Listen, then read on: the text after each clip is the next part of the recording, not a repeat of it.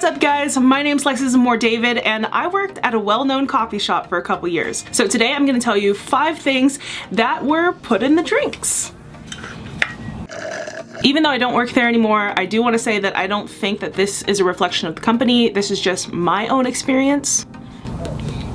Allegedly. First one, regular coffee instead of espresso. So after I clocked in, I started refilling all of the stations that were running low, and I noticed that we were out of espresso. So I went up to the register, I wrote down for the cashiers, there was a slip of paper to write down everything that we run out of so that they can tell the customer, and I wrote down espresso. The manager came up, scribbled it off the list, and said we've been using Pike all day. So yeah, we just use regular coffee in the espresso machine. We were out of espresso for like 2 days. So every latte, macchiato, everything had regular coffee in it. So from what they told me, an espresso bean and a coffee bean is similar enough to where they can just be duped out. She told me that a coffee bean works just fine. It's just not as caffeinated, not as strong. Maybe it worked, I don't know. We didn't get any complaints, nobody noticed, but yeah, we used that for 2 days because we were short on supply. Number 2, if you ordered a refresher and we were running low on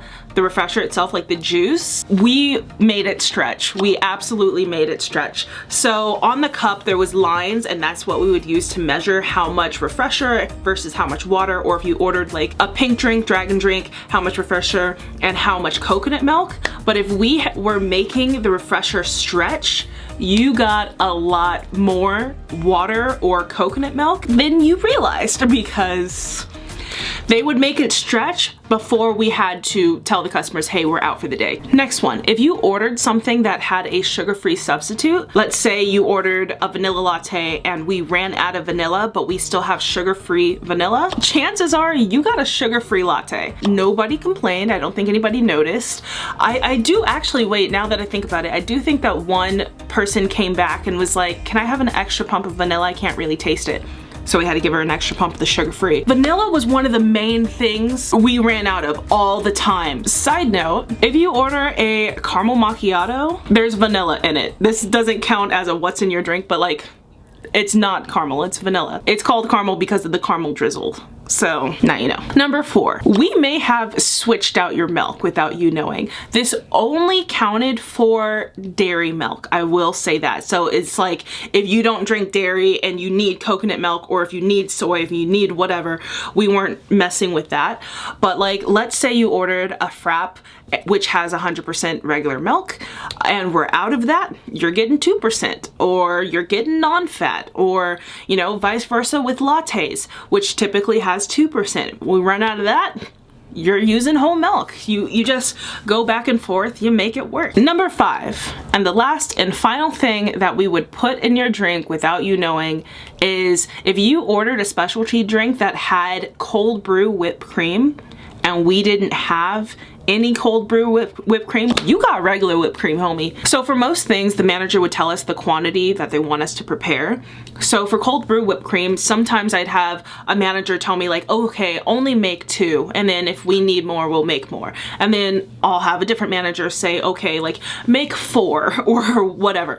So if we needed cold brew whipped cream and it's not prepped, chances are you just got regular old whipped cream. So that's the tea on some of the things that were put in the drinks. And though I think that most of us were well-intended and not trying to betray the customer, I know for a fact that some of my managers really didn't care. I do have some story times if you want to hang out and hear it. If not, have a good day. So let me tell you about these managers. It takes a lot for me to not like people, but there was these 3. Whew. The first one, it's gonna increasingly get worse. We're gonna start at the more mild one because he ended up quitting.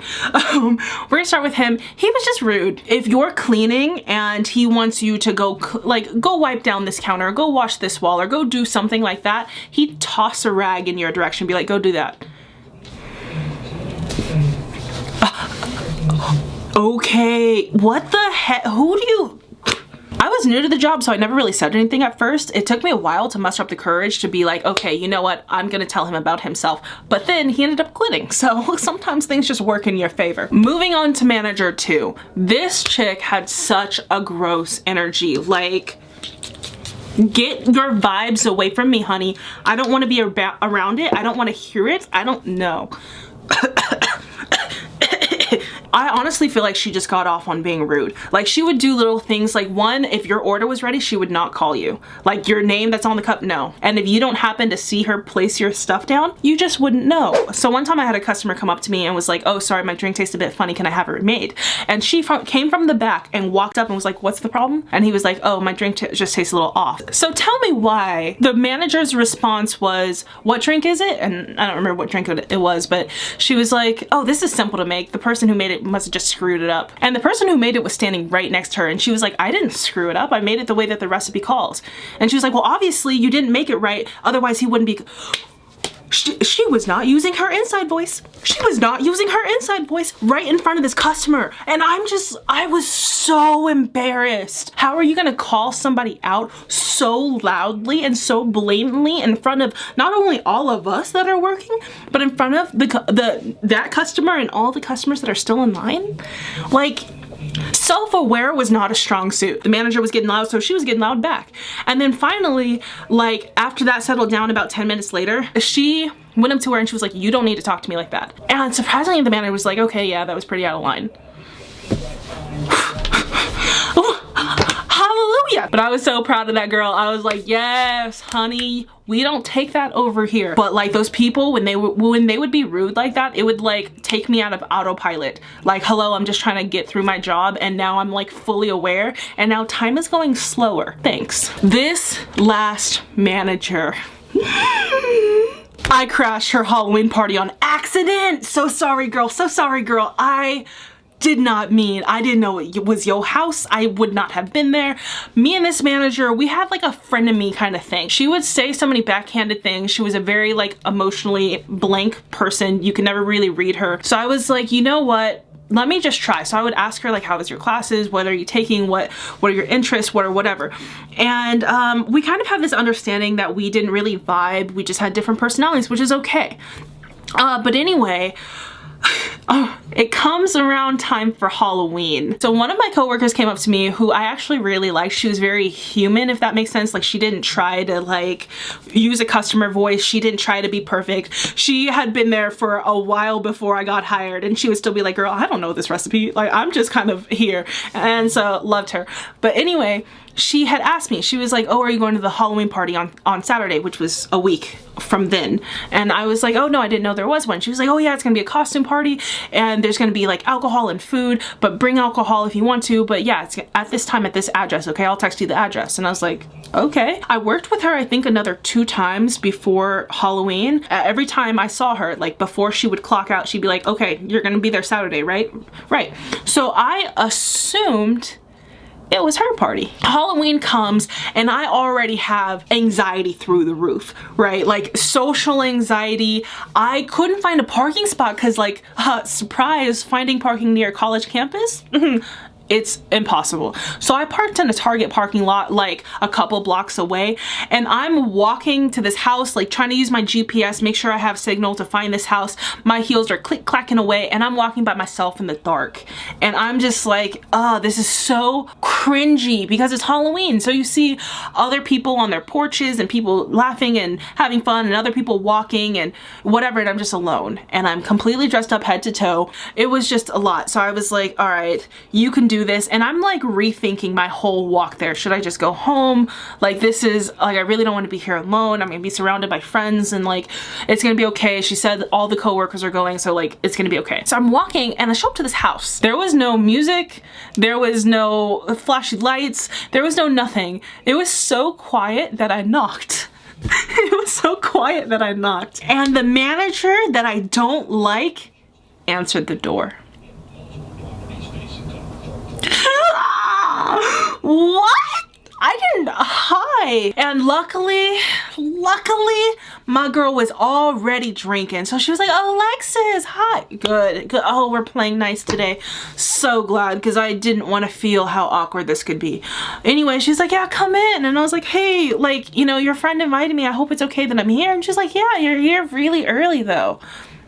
Why did your friend tell me 8:30? And why did I not know to be fashionably late? I showed up at 8:30. She was like, my bad. I knew that I was going to be here at 8:30 to start decorating, but like the official time we gave everyone else was 9. I didn't realize. You must also not realize the tension that I have with your bestie. Ugh, it was so cringy. So my social anxiety, which was already here, bitch. So there's like 5-6 people here and they're still decorating. So I'm like trying to, do you need help decorating? They're like, no, we got everything. Okay, now I can't look busy. Now I'm just awkwardly standing to the side before there's even music on. How lame does that look? And so, and by this time too, my feet are already hurting because I'm wearing heels. So I'm just like, don't love it. And so they're offering me like, you know, they're making homemade snacks. They're like rolling Takis with like fruit roll-ups and like doing a bunch of stuff. And they're like, oh, do you want a shot of this? Do you want a shot of that? And I was like, oh, so I don't really drink. I'm okay. And they're like, you don't drink? Like, you're at a party. You know what? Okay, make it a double. Yes. Whatever will make this moment stop. Yes. So slowly, luckily, people started trickling in.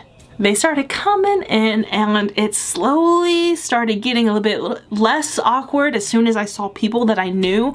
But it was also hard to see, like, everybody that I knew came in groups. I want to be in the front group. I want to be invited to, like, let's carpool together or let's do whatever, which a lot of those people lived in the same complex or dormitory, and I lived off campus in separate housing. So but yeah, it was a pretty okay night. It wasn't bad at all. I made a new friend. I was talking to people. I had gotten videos and I was proud of myself for going out of my comfort zone and trying to have this college experience.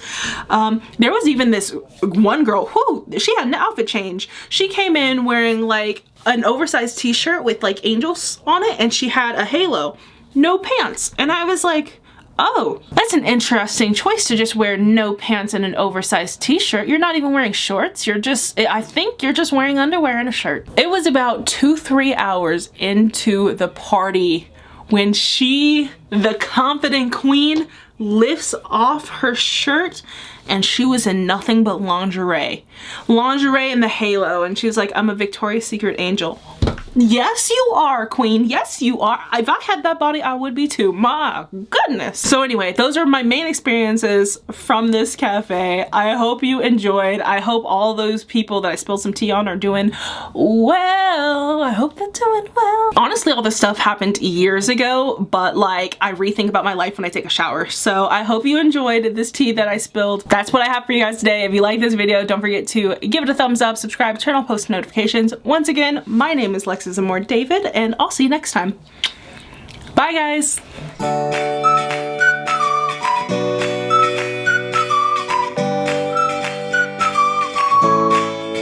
Número 1, 2, 3, 4. Número 4. Número 4. That was so bad.